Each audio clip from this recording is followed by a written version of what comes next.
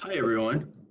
I'm Tom Lawler with the Coefficient Group, and this is the webinar series of 2020 Energy Efficiency Global Webinar Series. And today's session is going to be the flattening the curve and lessons learned from the COVID-19 crisis and how we can apply those to the climate crisis.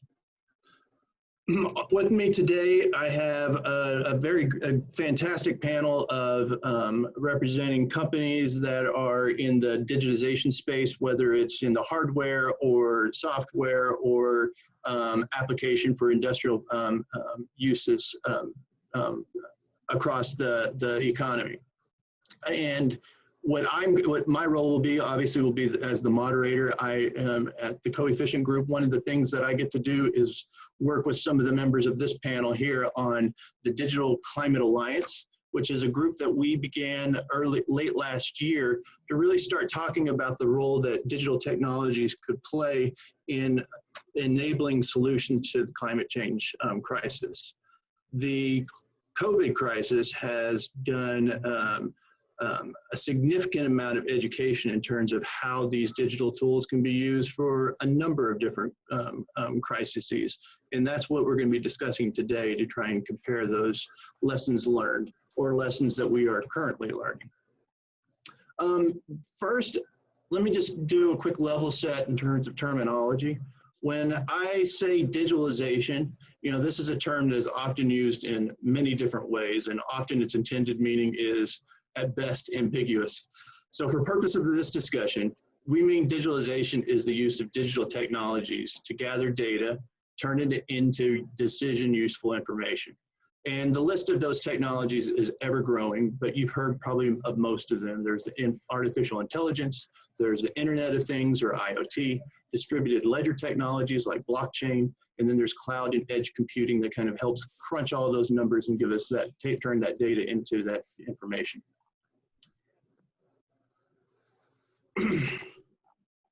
So with that just brief introduction, I want to then turn to our expert panelists. And starting off today is going to be Steve Harper, who is the Global Director of the Environment and Energy Policy for Intel Corporation.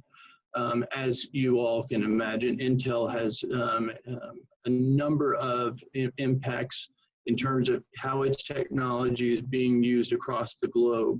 And one of the things that Steve has been working with the Digital Climate Alliance on is to really start telling that story of the handprint of digital technologies in terms of how they are used to reduce carbon emissions for other companies in other areas of the sector. So with that, Steve, I'll turn it over to you. Thanks, Tom, and welcome everyone. I can't see who's in the audience.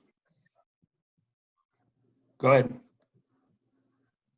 Tom? I was just going to say, for those in the audience, just one quick point. If you have a question for our panelists, please, at the bottom of your screen, where you'll have a Q&A button that you can push, type in your questions, and they'll be submitted, and then we can go through the Q&A from there. Thank you. All right, Steve. And as a background or as a baseline notion, no tough questions, please. Hi, I'm Steve Harper. I don't know who else is in the audience, but I assume there are a number of people in the audience.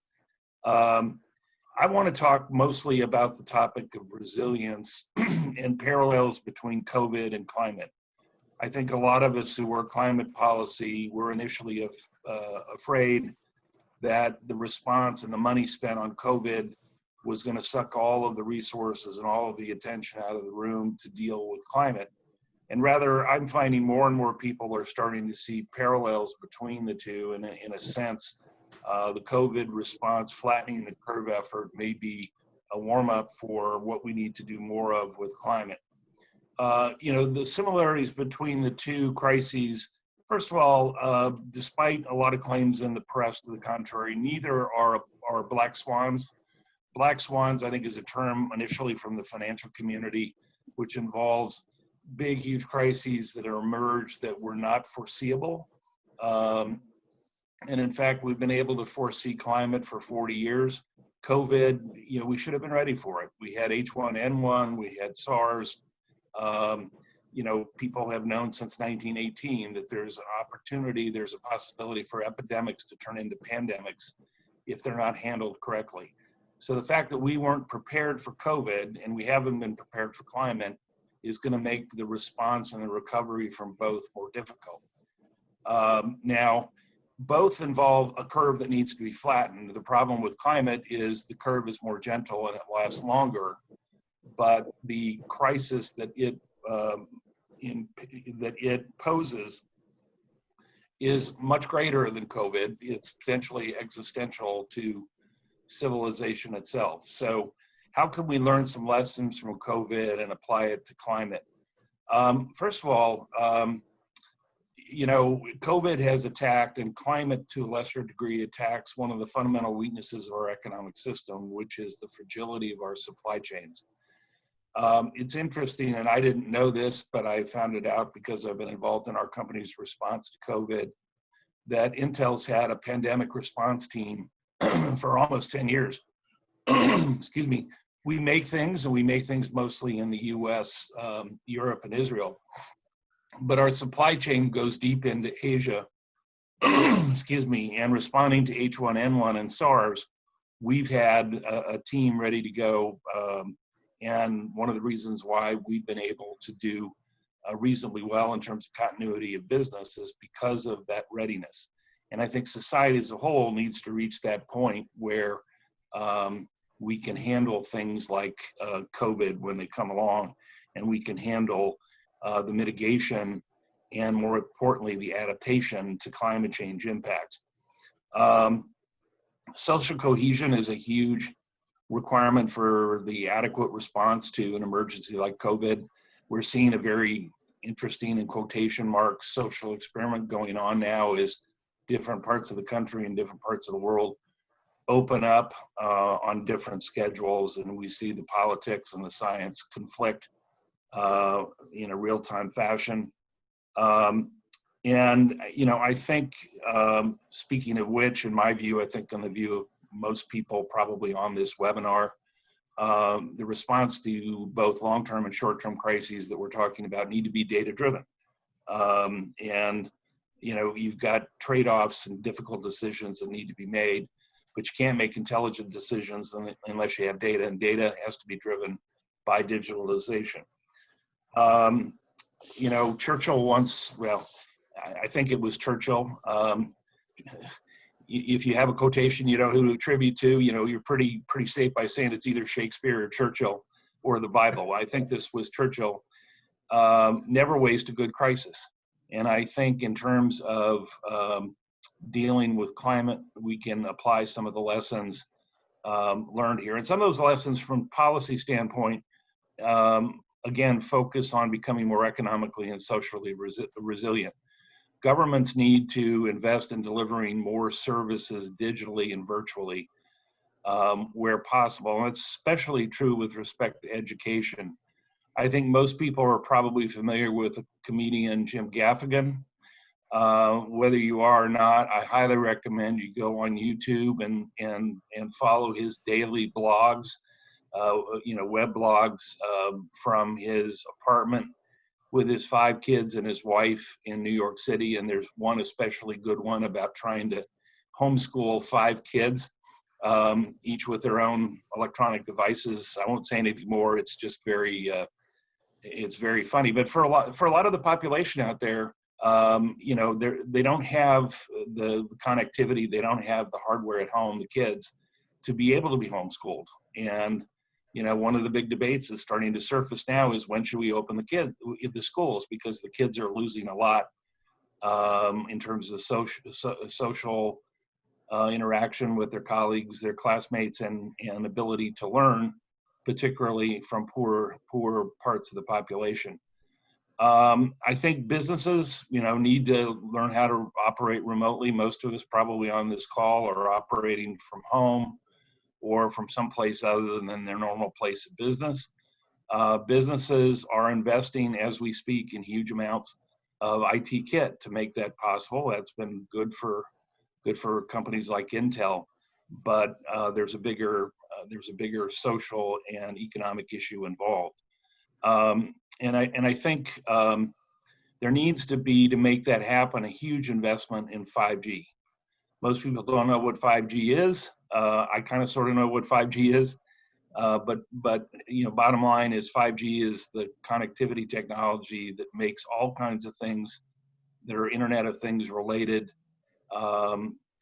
work more smoothly and provide higher bandwidth, so that 2 years from now, calls like this, webinars like this, will be, even crisper and even better than this one currently is. And I think also in terms of infrastructure, I want to focus on two areas. One, the electricity grid. The electricity grid needs to be digitalized.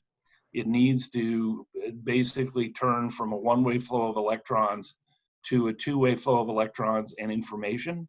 It needs to look a lot more like the internet than the current electricity grid, from the point of generation of the electricity to the point of consumption in homes and businesses.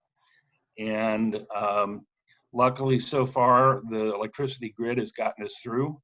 But just like the internet, there have been massive changes in where and at what times energy is being demanded versus the normal way of doing business.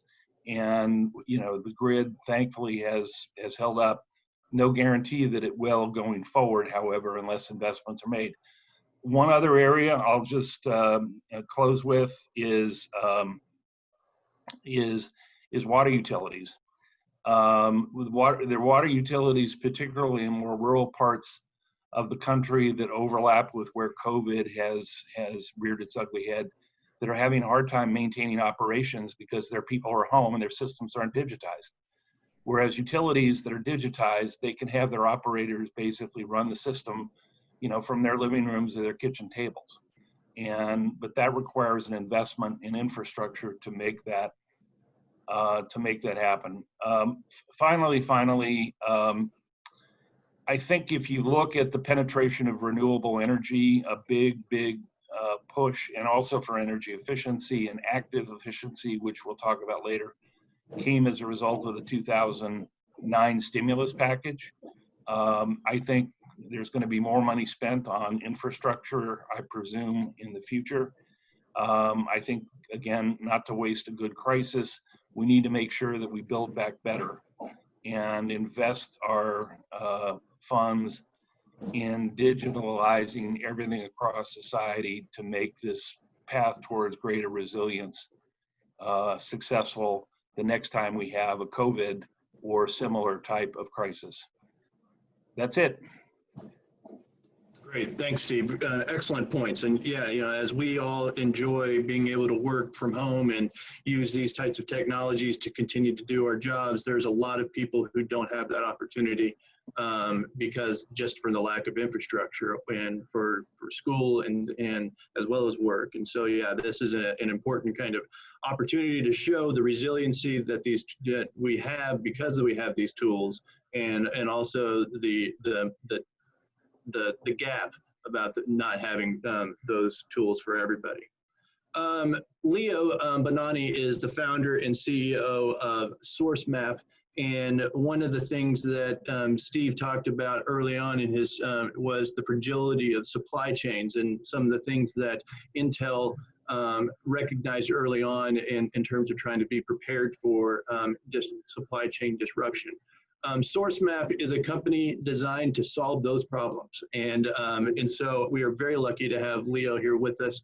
He's done a lot of thinking in terms of how and why it's difficult to map a supply chain and know where your products come from, but also why that is needed from both a sustainability perspective as well as just a risk management perspective.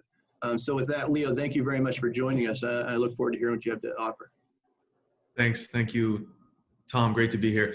Yeah, SourceMap is a story of climate adaptation, resilience, as much as it is a story of resilience to disruptions, disasters, pandemics. SourceMap is at its inception was actually just a mapping software that was intended to help engineers, designers calculate the carbon footprint of of consumer goods. And so in that process, I realized that you need to know where things come from to know how much it took to produce them from a carbon point of view, and develop this mapping software. I presented it as part of my thesis at MIT about 2 weeks before the tsunami hit Eastern Japan. And all of a sudden, a few of our corporate sponsors asked me to spin out a company because they realized, hey, this is all great for supply chain sustainability, but we really need to map our supply chain right now because we aren't sure how the disaster might have affected tier 2, tier 3. And as it turned out, it had sort of wide-ranging impacts on industries ranging from pharmaceutical to automotive, who didn't know that they were impacted for weeks and after the event.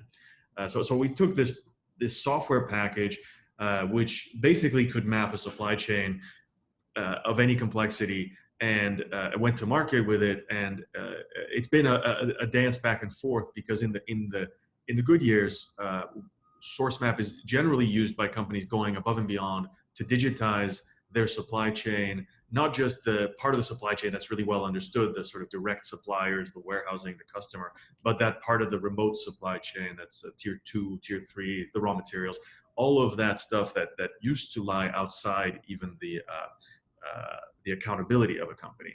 And so they use us to discover, we call it supply chain discovery, to find out who is supplying my suppliers, where are my raw materials coming from. And along the way, they're responding to a series of quality control, compliance, but also social environmental KPIs that they're trying to better. And then we have the other issue, which is periodically a crisis will affect a supply chain. But we actually ended up moving the company from Cambridge, Massachusetts to New York City right after Hurricane Sandy devastated the fuel, food, and pharma supply chains for New York City. And we were working with the city on that problem. And then we also were called in when Maria affected all the pharmaceutical supply chains in Puerto Rico. The thing that all of these supply chain failures have in common is when the crisis hits, the disruption happens, most of the delay in getting back up and running is not the delay in finding alternate sources of supply. It's the delay in understanding how the interruption actually affects business as usual. And that's because they're, for the most part, cities, big multinationals are lacking that information to visualize how a single event somewhere halfway around the world will ultimately impact their ability to serve necessary products. And mapping that network of cause and effect is something that really needs to be done, but it needs to be done ahead of time, because if you have that map, you can respond more rapidly. The best case that I have as an example is we were called in to start to deal with the cocoa industry on behalf of large chocolate manufacturers that had no visibility into the actual conditions in the cocoa farms because they buy 2 or 3 tiers away. And that really played an important role in resilience from the Ebola epidemic, which was affecting West Africa and drove up the price of cocoa significantly. Those companies that had mapped their supply chains, that had direct lines of communication with farmers and traders, even though those aren't people who they have contracts with, were able to much more quickly assess the health and the ability to return to productivity of those growing areas and effectively hedge the markets to great benefit. And that's where we are today. What we're seeing is relatively good news out of COVID. One is those companies that have worked to map their end-to-end supply chain are able to more rapidly reach out to suppliers, direct and indirect, and assess their ability to continue operating, and if not, what needs to be done to maintain business continuity. And so if you've mapped your supply chain, whether it was for climate change or social responsibility or quality control, no matter the reason, you have a more direct line of communication and you can ensure business continuity right away. And we've seen that with some of our customers that have been doing that consistently. I think the other bit of good news is for all those companies that have not mapped their supply chain to a level of a degree of satisfaction that they probably would have liked to before the crisis hits. This is a very fluid event. It's not like the tsunami or Hurricane Sandy. It's global, And we're seeing companies realizing that you need to know every part of your supply chain because it affected both the demand side actually early, and then the supply side is going to be affected more and more with raw materials later. And so that understanding of the end-to-end supply chain map has become, let's just say, everybody wishes they had it, and it was independent of climate change. But once they're able to bounce back, they're going to need to do that, and it's going to empower them both to respond better to disruption and to plan a more climate change-proof future for their businesses. Wow, thanks, Leo. I have like a million follow-up questions I want to go with, but before, what really jumps out to me is if a company that is, mapping their supply chain from a sustainability and climate risk perspective is ultimately it's just a risk management. And so the more, sustainability practices are risk management, and it's just good business practices is what what sounds like is coming up from you. And we'll follow up with that. Clay Dessler is the Vice President of Global Energy and Sustainability for Johnson Controls. And Johnson Controls, often, people don't think of Johnson Controls as a tech company, but Johnson Controls is definitely a digital company. And one of the things that Clay's going to talk a lot about the way that their company is utilizing these digital tools, one as a software as service and to provide more product for their customers, but also how that can be utilized from climate and as far as risk management perspective as well. Clay, thanks for joining us. Thanks, Tom. Good morning, good afternoon, and good evening to those around the world. Thanks to the Digital Climate Alliance for inviting me to speak today, and to the Alliance to Save Energy and the EE Global Alliance for hosting this series of webinars. I'd like to reverse digital climate, talk first about climate and end up with digital, particularly around the built environment, which uses about, consumes about, or produces about 40% of the carbon that is emitted into the world, both through its operational use of electricity and fossil fuels to power the building, as well as through the embodied carbon in materials, whether that be concrete and steel. If we are to achieve carbon neutrality or net carbon zero by 2050, which the Paris Accord sets as that aspirational target, we're going to have to tackle difficult sectors like the built environment. The way we kind of view it is, if the goal is decarbonization, one of the key strategies in the built environment is called electrification. That's the conversion of fossil fuel-based heating of spaces, water, cooking, applications like that, and using electricity. The principal way of being able to do that is through the use of electric heat pumps, which are electrically driven, highly efficient, and often include sophisticated controls and connectivity capabilities to allow them to participate well in the grid. There's a concept called beneficial electrification, which guides the adoption of this technology over time. Beneficial electrification is electrification that has environmental positive impacts over the life of the equipment, that is affordable, and doesn't mess with the grid. You can imagine if we flipped a switch and all of a sudden every boiler, every furnace, every heating device in the world switched to electricity, the demand on the grid would be enormous. Thinking of the last polar vortex to come through the northeast of the US, that would put increasingly challenging demands on the grid. Steve's absolutely right. If the grid isn't modernized with digital technology, it won't possibly be able to react to increasing amounts of renewable energy, as well as increasingly dynamic loads on the grid. So how do we deal with that? Well, the first and most important step is to improve the efficiency of the buildings and the equipment themselves. Reducing energy 25 to 40% is straightforward, particularly with new buildings. We also need to find ways to do that in retrofitting existing buildings.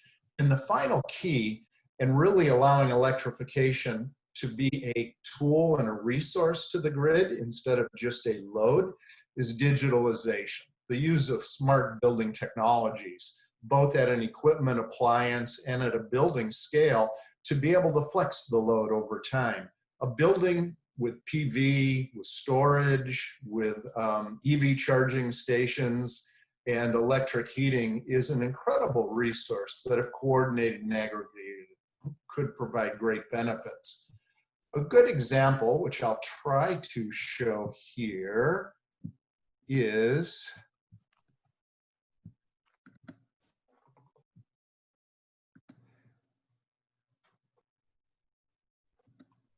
this coming through? Great. Can you still hear me? Great, the technology is working.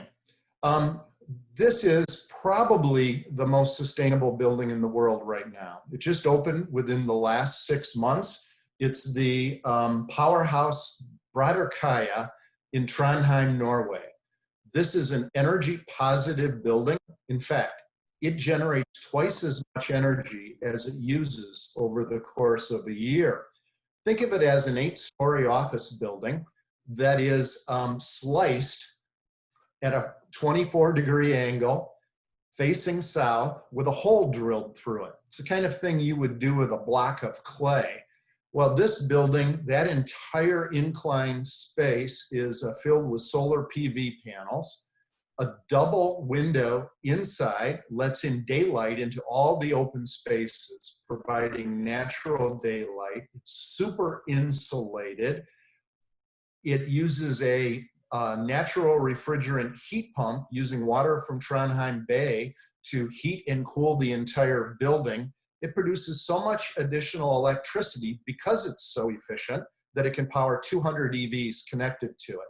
One of the most interesting things is it is one of the most sophisticated smart buildings in the world. 14 different building systems are integrated together on a single high-speed IP network, and the building is remotely monitored from miles away, along with other office buildings that are similar.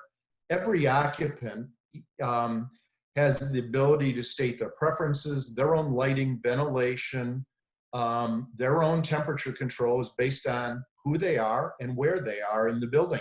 If this building is unoccupied, like many buildings are today, it will use almost no energy. And we're going to need systems like that in the future to really adapt our buildings, not just to normal everyday activities, but changes in occupancy that we're going to see driven by the new normal. Talking about the new normal, the technology that's used in this building to reduce carbon, reduce energy, and reduce cost is also the technology that we can use to save lives, improve health, and safety. When the pandemic started in Wuhan, China, there was a need to provide excess healthcare capacity. Johnson Controls responded to that by immediately deploying a team of engineers to help construct the new hospital. And the first task was to put in the IT infrastructure. Nothing happens in a healthcare facility, even if it's made up of trailers and pods and is outdoors, if it doesn't have the right type of IT infrastructure that's secure and reliable. We put in wireless modems. We put in nurse call systems. We connected all the clinical equipment to the network as the most important thing to get the hospital up and running. It's a 1,000-bed hospital, and it was up in a couple weeks. And of course, what started in China moved to the US. We've been doing the exact same thing across the United States with temporary healthcare facilities around, everything from convention centers in major cities. This is at Stony Brook University in New York, one of the first temporary facilities, a 1,038-bed temporary hospital built by the U.S. Army Corps of Engineers. And in this particular case, very similar. The first thing to go in is the technology infrastructure, and then the clinical systems, the HVAC systems, the building systems, security, all the health aspects are built into the infrastructure. Now that the curve has indeed started going down, and in New York as well, there's a lot of thought being given. How do we make facilities more flexible to be able to accommodate emergencies like this? Not just health pandemics, but also we know that climate change is going to increase the frequency and severity of severe weather events, whether they be hurricanes or cyclones or floods, increases the likelihood of forest fires and wildfires and other natural emergencies. We need our buildings to be more flexible so that we can accommodate not only the new normal, which will be buildings that operate longer with less people and lower overall occupancy, so that we can optimize the efficiency, comfort, and particularly health in those facilities, but also accommodate future emergency situations. Digitalization is key to addressing the climate issues as well as our health and safety issues. Thanks for your attention today. Thanks, Clay. I want to come back to you and hopefully talk a little bit more about that Trondheim building, because that's a pretty cool building. I'd be interested in what the payback timeline is on something that was obviously pretty forward leaning, but has a lot of built-in cost benefits. Where are we?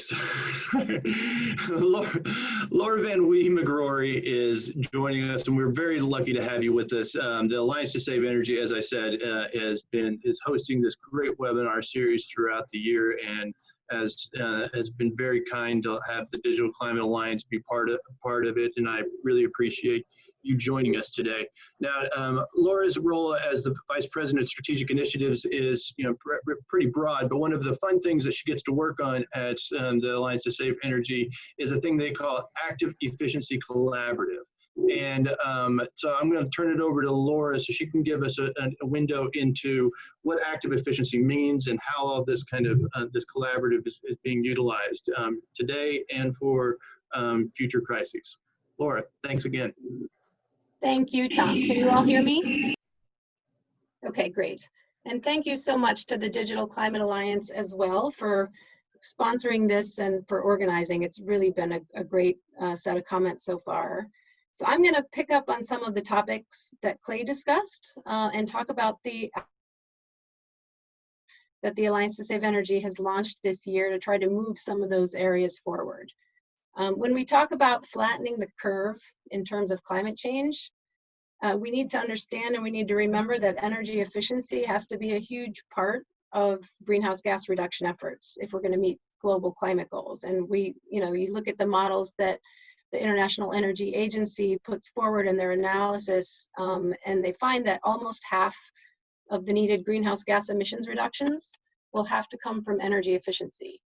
So traditional energy efficiency, as we've thought about it in the past and as we've defined it, doesn't get at all the opportunities that there are to optimize energy use. And we see a lot more opportunities, obviously, and this is what a lot of the other speakers have talked about very eloquently, when we widen the framework of energy efficiency to include digitalization and systems-wide optimization, as well as integration of distributed renewable energy sources and storage.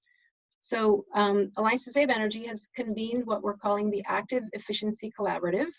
It's a coalition of public and private sector stakeholders.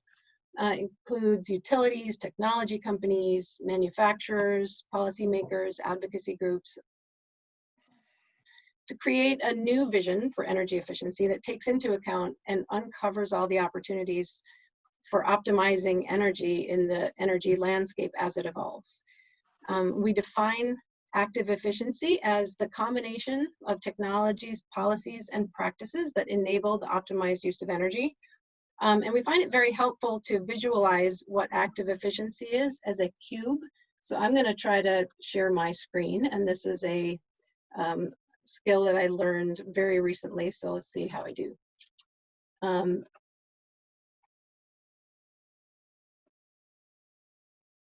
right, did that work?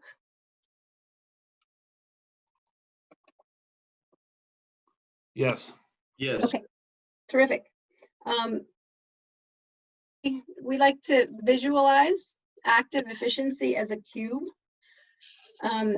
with the edges representing three things, so sort of three dimensions, and one is time dependence, so ranging from static technologies to time dependent and responsive technologies. And then another dimension is integration. So we visualize active efficiency as including everything from traditional widget or component-based efficiency all the way up through multi-system integration, including grid interactive efficient buildings and communities. And then this third dimension is actually multiple benefits. So we want to look at and actually value the full range of benefits that active efficiency measures can have, all the way from the occupant level up through the global level. And that includes not only energy savings and emissions reductions, but equity, public health, and other benefits.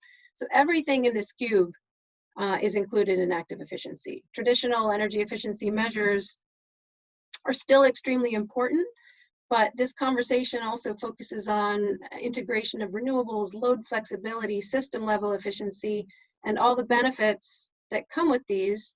And digitalization is a really critical part of it, offering the ability to improve efficiency through technologies for data analysis.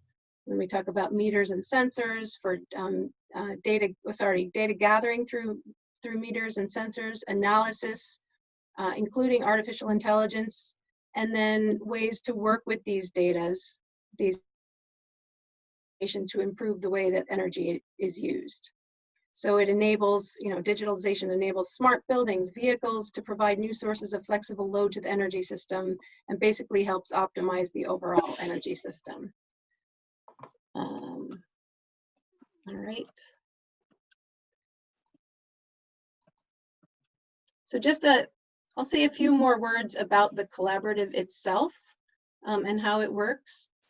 It's run by a steering committee of thought leaders from both the public and private sectors who guide the scope and the direction of the initiative. We have 3 co-chairs who are Gil Quinones from NYPA and Kevin Self from Schneider Electric and Bert Van Hoof from Microsoft. This steering committee is supported by various working teams who design and carry out projects that are going to sort of designed to help move the conversation forward. Steve Harper is a member of our steering committee and also leads one of our working teams. And then we have a large number of partners or supporting organizations and companies with whom we work on specific activities. And they also work with us to help raise awareness about active efficiency and also the activities specifically of the collaborative. And ultimately, we're hoping that this collaborative will create a new shared language for greater energy efficiency opportunities, including the potential represented by digitalization. And that this language and understanding will be adopted and understood a lot better by policymakers, by folks in the industry and other decision makers, and will help spur new policies, new research and investment that can lead to a more optimized energy system. Thank you very much, Laura. I have there's been one question that's been submitted on the Q&A portal. I know Steve has responded to it, but we might come back to it talking about kind of the cybersecurity challenges writ large, but maybe even specifically to the grid. So I'll let you know that that's coming. But for Leo and Laura and possibly Clay and Steve, if you want to chime in, we're drawing all these parallels between the current crisis and climate, and just the phrasing "flattening the curve" really has some significant parallels with both the current crisis and climate. And at the basis of that whole concept is data and measurement. And so thinking about kind of the role that SourceMap is using, the active efficiency, what are the opportunities and kind of the ways that you're utilizing these tools for data and measurement, and how are you kind of showing your work? Let me put it that way. And then what are the challenges or opportunities in terms of verifying? So Leo, if your client says, we have this sustainably sourced cocoa, and you've got the whole data and supply chain, that's still, how are you proving that that's true, and kind of the verification aspects of that? And again, from the active efficiency perspective, when you're showing that how much savings you are, how do we kind of measure that and report it and verify it? So that's, I'll start with you, Leah, and we'll go from there. Yeah, sure. it's amazing to me that, you know, we've had the science behind climate change for decades, but it's a relatively recent development that companies are announcing science-based, what they're calling science-based targets more broadly. I know companies like Intel have been doing it for a while, but just in the last couple of years, it's become a mainstream decision-making point, which is to say, you know, exactly what are the reductions in wastewater, energy, carbon, over how much time, and then to measure them. And that's finally led to a systematic way to look at where the impact lies. And I think absolutely, if you're selling into the consumer electronics world, then the impact is probably in the grid. If you're selling into food, it's probably in agriculture. So they've been able to start to actually look at the 80-20, what is contributing the majority to the impact, and start to measure it. And then I think you're completely right. I mean, once the measurement starts, the verification question begins. For us, it's been almost a big data pattern matching question where you can't audit every part of a global supply chain. You can't put smart sensors in every single outlet of every factory when you have 10,000 suppliers. So you need to start to use real statistical modeling, pattern matching, looking for fraud, and correlating with third-party data. And we do that a lot with satellite imagery showing land use change, with trade statistics that might conflict with what suppliers are reporting is happening. There's there's absolutely no way to verify that a supply chain is sustainable without digitizing it. And once it's digital, to be able to apply the same techniques as finance, as security companies do already, to detect where the impact is actually being had. Laura, do you have anything to add to that? Well, you asked some really great questions, and whoever asked that, these are the kind of questions that we're grappling with the Active Efficiency Collaborative. And what's exciting is that we have all the people in the room that we need to work together to figure out how we take these kind of questions and try to answer them. We're trying to work in kind of bite-sized chunks. You know, the steering committee is supported by a number of working teams. These working teams are created in response to what the steering committee feels are the key questions we need to answer, and maybe what order we need to answer them in. So asking how to show, measure, and verify these kind of things. I can tell you what we've decided to work on as our bite-sized chunks for this year. We have several deliverables that are being prepared now, and that we'll be talking about at an event in September, which there will be information out there about that. But so we're developing a number of case studies that show some of the lessons learned and best practices for specific projects that incorporate active efficiency measures. We're also working on what we're calling a value proposition for the grid benefits of beneficial electrification. So working with experts on the project team to try to research, document, and articulate the work that's been done up to the minute on how beneficial electrification can benefit the nation's grid, including how do we measure that, how do we verify that, looking at load flexibility benefits and different kinds of performance benefits and reliability and resilience. And then developing messaging to try to convey that information to important audiences, including policymakers and regulatory commissions, states, and things like that. And finally, the third major deliverable now is that we're working with a really diverse team to develop a new program model, or perhaps models, for delivering grid interactive efficient building projects. So looking how utilities and energy service providers can collaborate more closely to enable new ways for them to carry out projects with active efficiency measures. Program model would include consideration of, you know, all economic and regulatory aspects and policy aspects, as well as monitoring, measuring, and verification issues. So I guess the quick answer would be we don't have the answers yet, but that's the kind of thing we're working on. Hey, Tom, can I pile on here for a second? So there's been many years of high-level sort of work and meta-analyses of the handprint effect, the role of ICT digitalization in helping other parts of society reduce their footprint. It starts way back when with the McKinsey marginal cost of abatement curve that was done probably 20 years ago, that shows the things you would do in increasing order of marginal cost to reduce climate change, to reduce greenhouse gas emissions. The cheapest stuff, the stuff that in fact saves money and makes society wealthier, are all energy efficiency activities.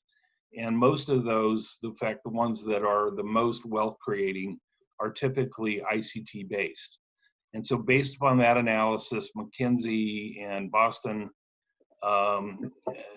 Consulting and various other people have done a set of high-level studies that say if you had policies in place that promoted active efficiency in the handprint, you could save 30% greenhouse gas emissions over business as usual, or whatever the number is. So I think there's been a lot of analysis that shows that the potential is great.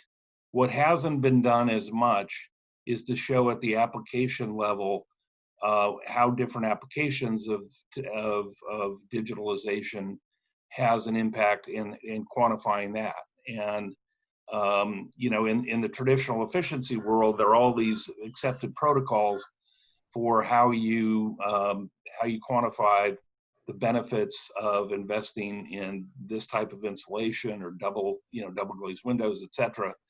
And you get a label, and you can get a tax write-off at the state or federal level, depending on the quantification, because that's been accepted. I think I may be wrong, but at least as of 5 years ago, the only active efficiency technology that had an accepted protocol, ensconced in the NREL's library of these protocols, was intelligent thermostats. We had tried back when the Clean Power Plan was still in effect to try and get credit for utilities and states that invested in active efficiency types of efficiency measures outside the fence line to be able to get credit towards their plan targets. And you could only get credit for what you could quantify. Well, the Clean Power Plan went away. And our project that involved ACEEE and some others to try and get some protocols developed petered out. But one of the great advantages of digital technology, and Coefficient has done some work in this area, is you can actually use digital technology in many cases to quantify the impact of other digital technologies. And I'll just cite home energy management systems, for example. If you have a home energy management system at a very granular level, you can see the impact of investing in different other efficiency investments.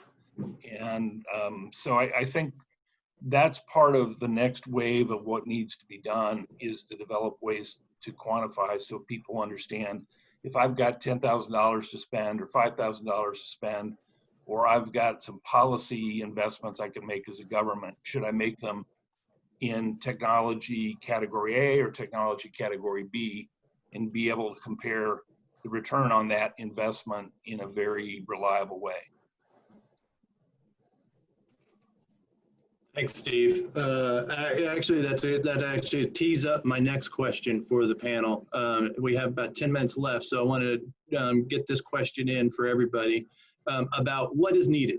One of the things that we've kind of identified as the Digital Climate Alliance, as Steve was talking about, is to tell the stories of the application so that people understand what digital ledger technology can do, or all these strange kind of digital terms.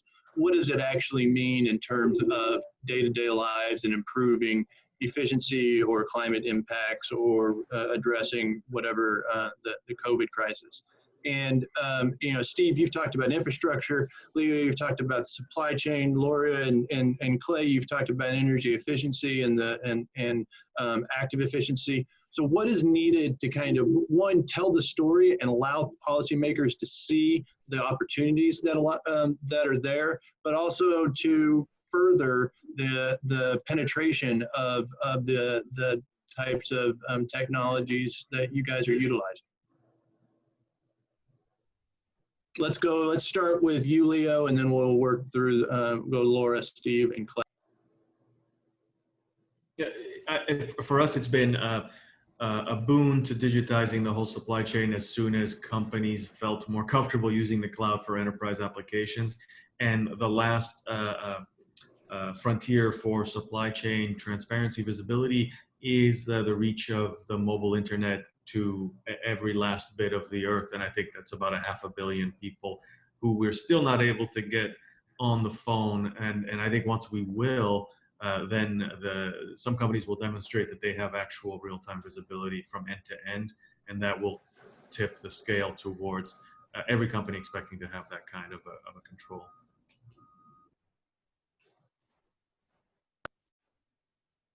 So I hear that to mean that last mile of connectivity is really the thing that really is your focus in terms of really enhancing your product. Yeah, the first mile of the supply chain, which also happens to have the last mile of connectivity, and that's the most critical gap to fill. And I think, but I think we're less than 5 years away. Laura, what's needed for active efficiency? You kind of laid out your agenda, but it's specific. You want to hit those again just so we have them. Thanks, Dom. I think that the way you asked the question is really the answer too. It's how do we get the information that needs to be understood to the right people who have it? And what we find is that you can get our active efficiency members in a room and talk for days and days and days. There's so much information to understand. It's complicated. So it's, the goal is by doing things like the case studies, by creating value propositions that will be tailored specifically in collaboration with a specific marketing team that we have as part of the collaborative, to specific audiences that we determine, who needs to understand what in order to get the right kind of policies, being talked about and the right kind of investments in place. Understanding is the first part. And I want to reiterate that this active efficiency collaborative is a multi-year thing. We are starting with some of these kind of basic value proposition activities, but we'll be definitely building on them. We continue to check in with each other to see what is needed next and what can this group of diverse stakeholders together do. Conversation forward. Steve, what about you? What do you say is needed? Well, I agree with everything that's been said. The one thing I would add as a non-technologist in a technology company, they're early adopters on one end, they're never adopters on the opposite end. I'm somewhere in the middle. I think for a lot of active efficiency applications and technologies, both for use in the home as well as in business and government and schools, the interface with the customer has to be basically a no-brain interface. There has to be control on the part of the customer to be able to turn systems on or off, or turn features on or off. But it basically has to be something that doesn't create, a skin rash on the part of the customer every time they have to make a system upgrade.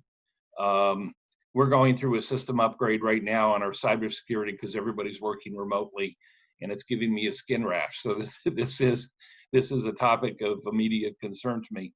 But no, the interfaces have to be simple. They have to be well understood, and the consumer, and I'm particularly focused on the consumer. Consumers need to be able to see the value proposition in real day-to-day, get up in the morning, I know what this is going to do for me terms. And that's easier said than done, because most of these technologies are being developed by technologists who basically have a hard time putting themselves in the shoes of the average consumer or the average employee who's going to have to basically employ or implement the solution, which will either make or break whether the theoretical benefits actually get realized. So that's, you know, that I think is critical not to forget, and it's in addition to everything else everybody said. Clay? Yeah, so I want to combine two things that Laura and Steve talked about. When I started Johnson Controls in 1982 on my tour of the building, they took me to a little room with a raised floor with really big computers, and I looked at a black and white screen that was managing buildings in Hong Kong. And I thought that was really cool, using a dial-up leased line. Well, now 38 years later, we're still calling intelligent buildings smart buildings. We're using the same words, but they mean something very different. As my mother used to tell me all the time, smart is as smart does. And I think the way to get adoption of these digital technologies is to focus on the outcomes. That's why we in active efficiency don't have a simple two-dimensional chart. We have a three-dimensional chart. The most important access is all the benefits that are provided. Steve almost said what I was thinking of, and that is one of the big breakthroughs is the introduction of smart meters in commercial buildings, industrial, and homes with AMI, automated meter interface, which allow two-way communication between the buildings and the utility and the grid. And one of the big breakthroughs that we hope to really leverage in the performance-based utility programs working team and active efficiency is this idea of meter-based measurement and verification. Now, Laura actually knows a lot of this. She's on the board of EVO, which is an organization that looks after the international standards for measurement and verification of energy savings. They go back decades. We have people using the exact same protocols today that we did 2 decades ago. Can anyone think of a technology or an approach that has remained static in time? It's almost as if it was passed down on stone tablets. We have the ability now to make an incredible change where we actually use data from real buildings, setting up experimental designs. You really want to know if that smart thermostat works? Compare it with 500 homes that don't have one and 500 that do. You really want to know whether that new control strategy works in a commercial building? Isolate it, meter it, use data analytics, machine learning, and really quantify the impacts. We're on a breakthrough. We're going to have so much important data critical to making the case that we can deliver lots of benefits while reducing cost, which we have to do in order to address climate change. Thank you all, and we are just at the 11 o'clock moment, so we've timed this perfectly. I really appreciate our panelists' participation.